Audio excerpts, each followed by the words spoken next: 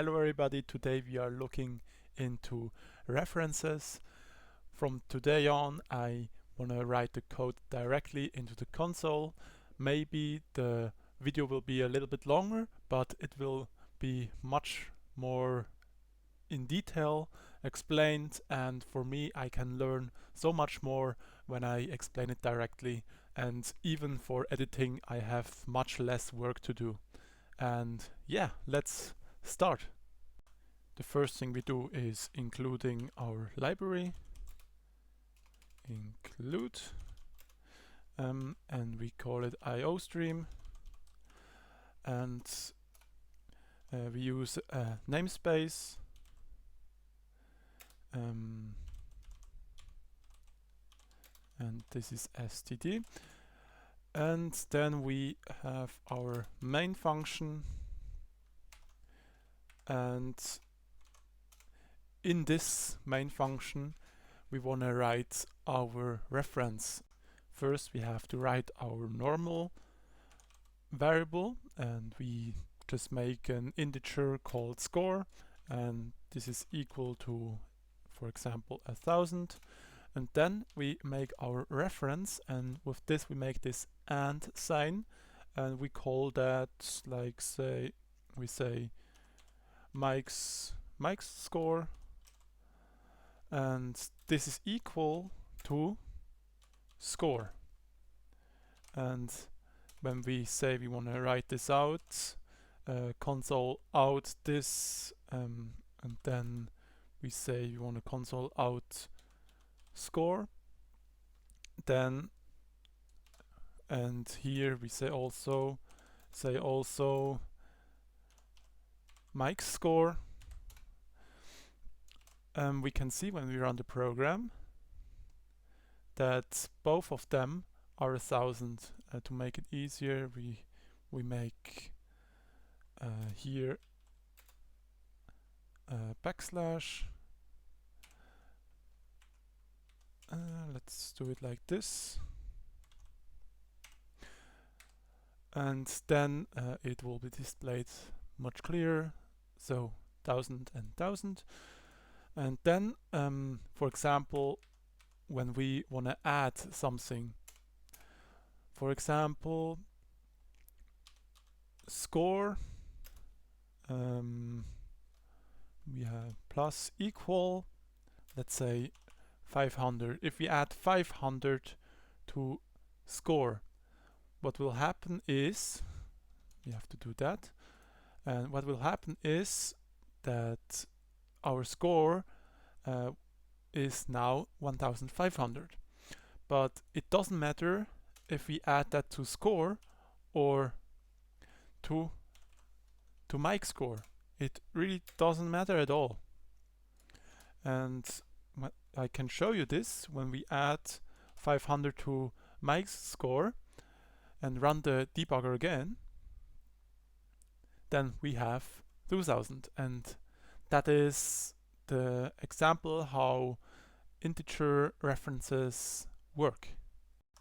And now I want to show you how references behave in a function, and for this I delete all that, and I'm making two new functions. The first is a void function, the other will also be a void function, and we call them a bad swap and a good swap.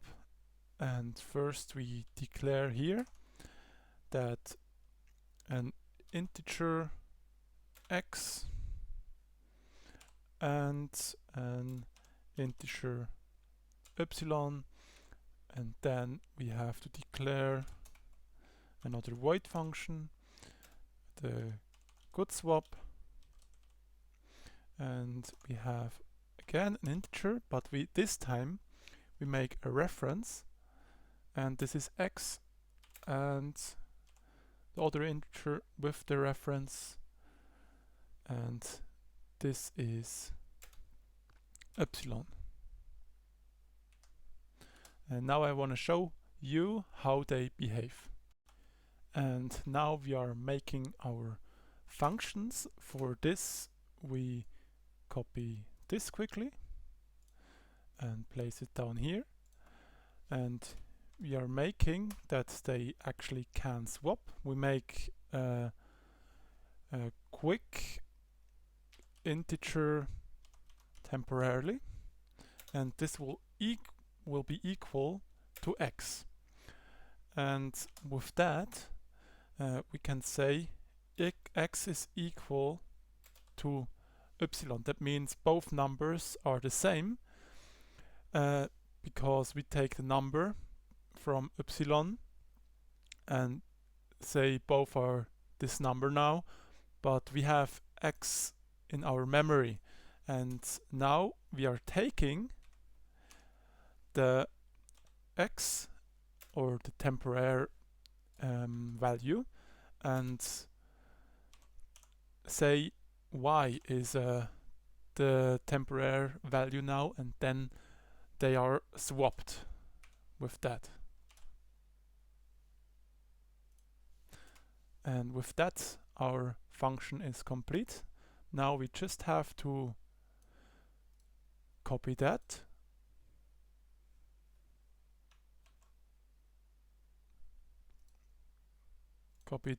and then put it into a new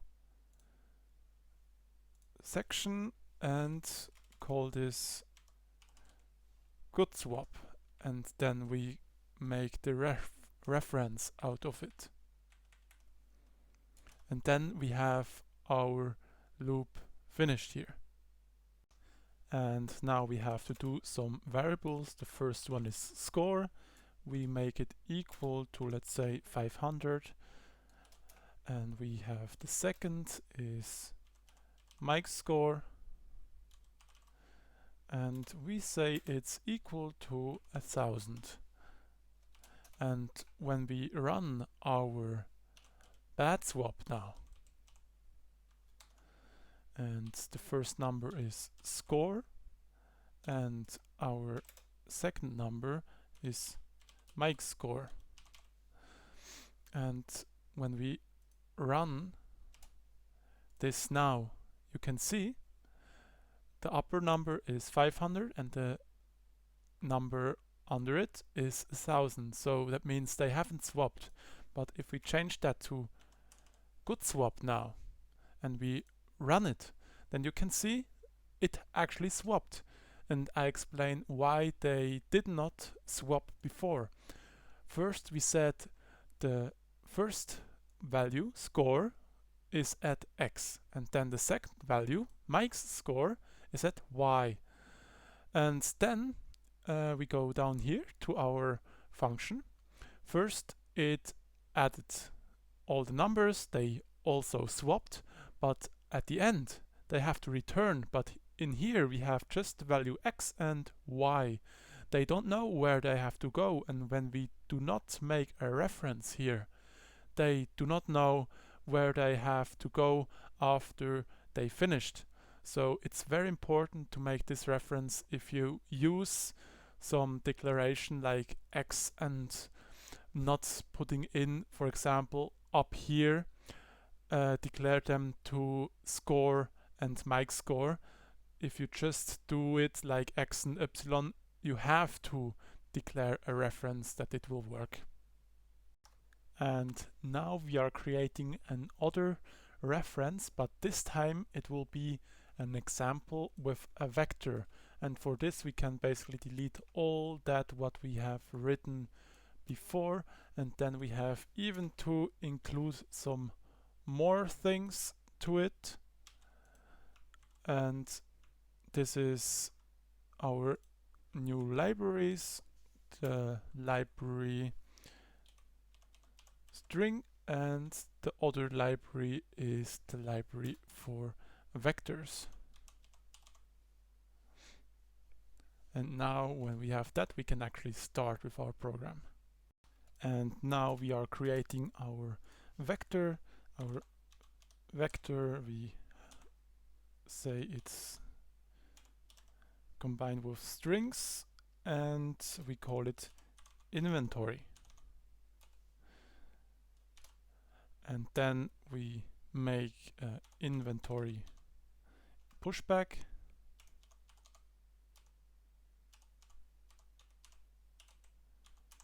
and say we add 3 different items.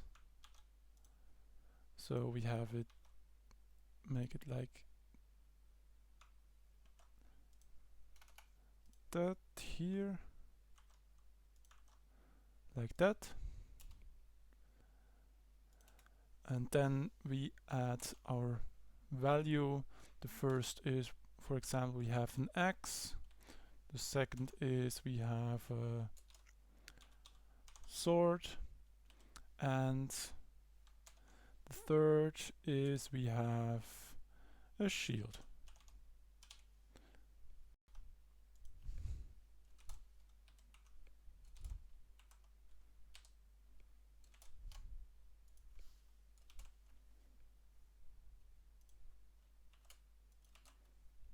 And now we are ready to create our function. We write a function called display because we only want to know what we have in our inventory, and we make a constant because we don't want to change our inventory. We call this our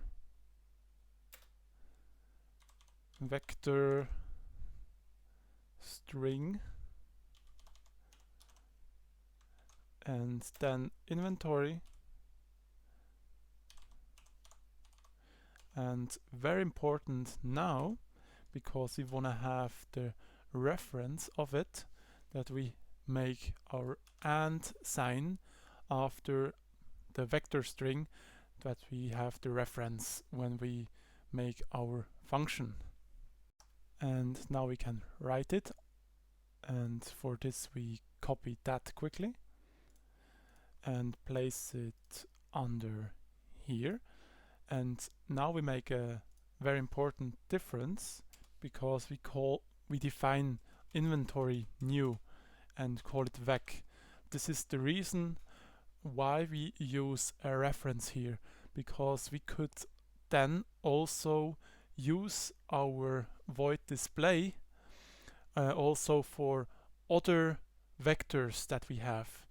For example, when we would have another vector string called something else, we could send it to display, and then it would display it for us. And now we just have to write the code that will display us everything. For that we just create a character out for, or to say this is your inventory, and then we make a \n, so we have a new line.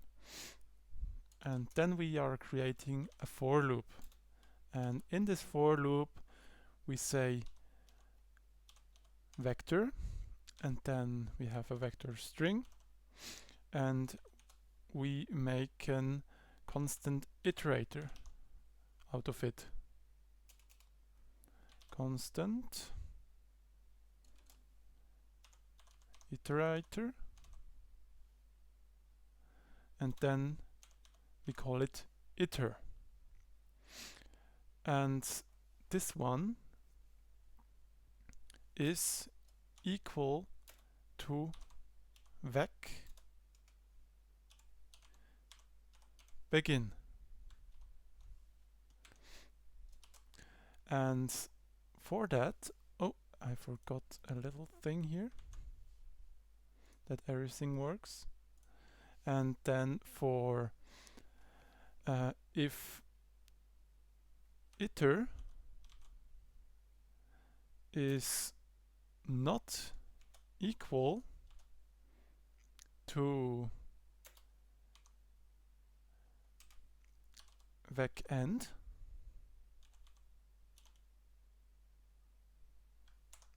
then iter should add 1 plus. And this is the end of our for loop. And to write it out, we just write count or character out. And then to write it actually out, to write our iters out, we have to make a little multiplication sign, then iter, and then it should be fine. And let's try if it works. No. And now I wanna say why we even have a reference here. It is because we have another name here in our function, and we would need to rewrite them to inventory that we could remove our reference. But because we used a reference, we could let some other vectors over this code here, and it would display the vector, and we don't have to make another function for every vector that we write, and we only can use this one here. To show it, I could remove our reference and call everything inventory, and I would have to delete this and write inventory and here as well.